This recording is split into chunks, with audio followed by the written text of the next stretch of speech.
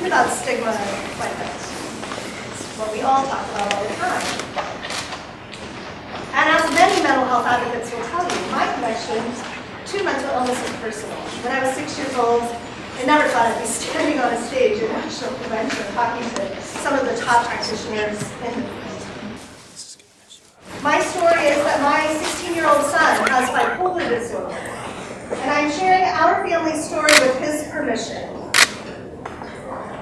On December 14th, 2012, a young man named Lanza walked into an elementary school in Newtown, Connecticut, where he shot and killed 20 first graders, 6th grade educators, and himself.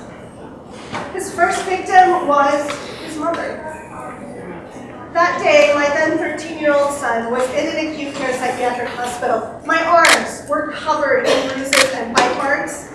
My body hurt, but my heart hurt so much more. I had been trying for years to get help for my son, and he still didn't know what was wrong. That day, something in me snapped, and I sat down and I wrote our family's truth. And this is some of what I wrote. This problem is too big for me to handle on my own. Sometimes there are no good options, so you just pray for grace and trust that in hindsight it will all make sense. I'm sharing this story because I am Adam Lanza's mother, I'm Dylan Klebold's mother, I'm Eric Harris's mother, I'm James Holmes' mother, I'm Jared Loeffner's mother, and these boys and their mothers need help. The day I wrote these words, I had no more hope. How did we get here as a society to a place where we blame a child and a mother for behavioral symptoms of brain differences? Mental illness is not a choice. I'm sure like me you've heard that 1 in 4 adults in the United States will experience a mental health issue in any given year. And if that's true, maybe you're wondering, why do so many people say the mental health care system is broken? I would argue that for many people, our mental health care system is actually working just fine. I was one of them. In college, I broke up with a serious boyfriend, I was taking some credit hours, and then I found out that my father was dying of cancer. It was just too much for me. I couldn't sleep at night anymore, didn't want to eat, didn't even want to engage in my classes. The world just felt flat.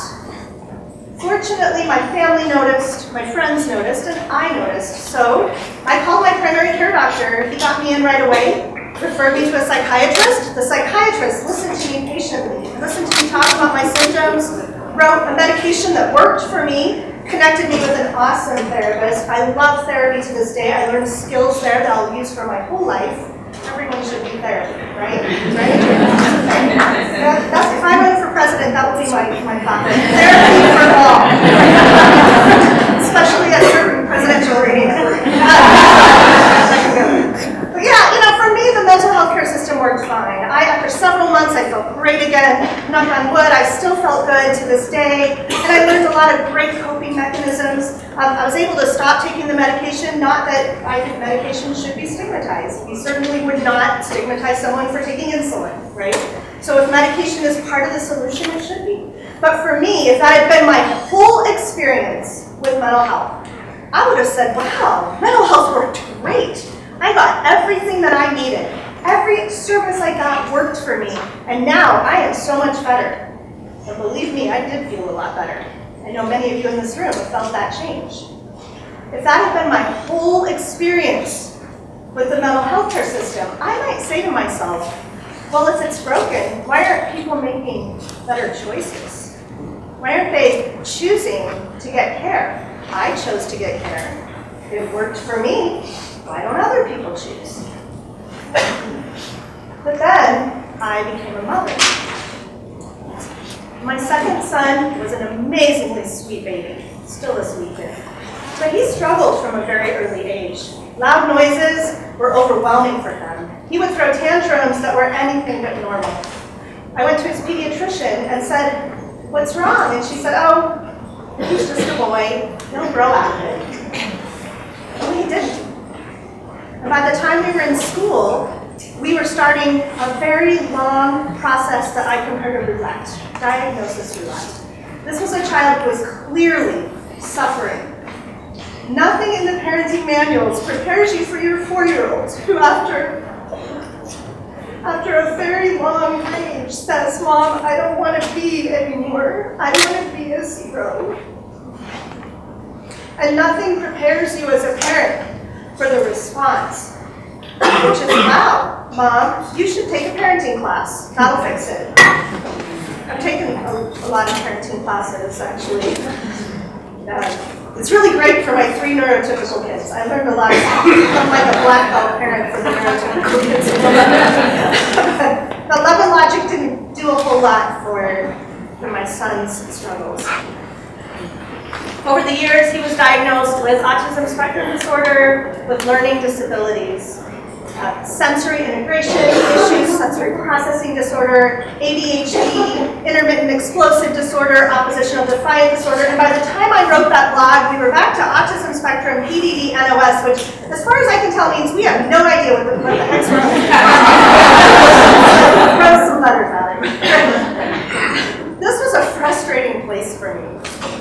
And so I started to realize that while the mental health care system works for many people like me, it works great, and I'm grateful for that, our mental health care system for serious mental illness is very broken.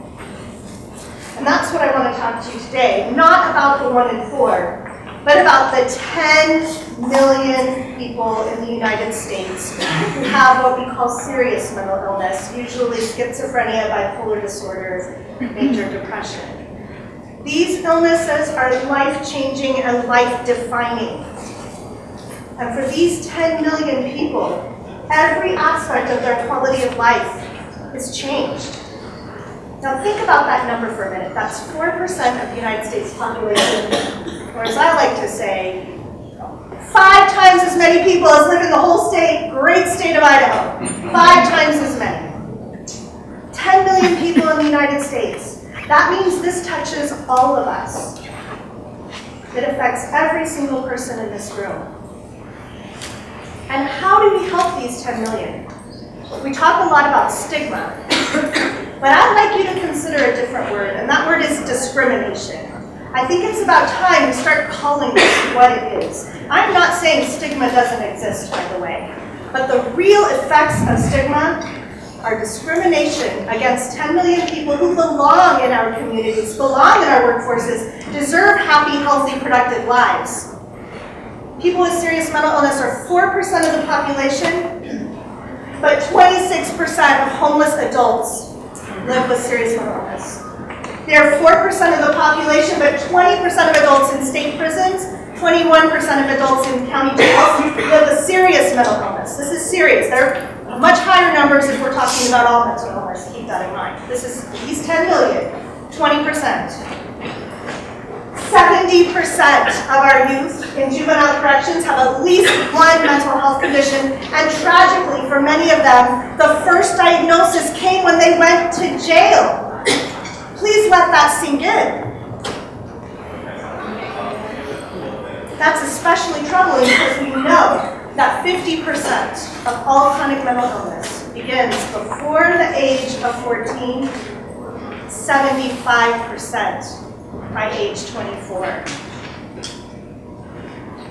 And this particular group of at-risk youth is the highest at-risk group of all disabilities. 50% of youth who have serious emotional disturbance IEPs drop out of high school. They drop out. Where do they go? They go to prison. Imagine if you were sitting in your doctor's office and she came in and said, "I'm so sorry, I have terrible news for you. You have cancer." And then she pulled these out. That's what we're doing, and for me, the huge tragedy is that we're doing this to our kids. We're doing this to kids. Adults too, but kids, 70%. That's why I'm here in front of you today. That horrible day I wrote those words, I am Adam Lanza's mother. But then something miraculous happened for my family, which is this. My son was diagnosed correctly, and he got treatment that works.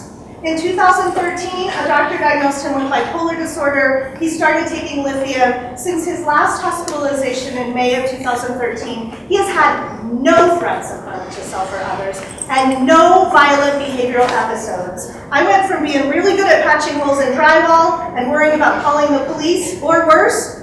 Now my son and I are planning for college. Don't we want that for every family? For every child?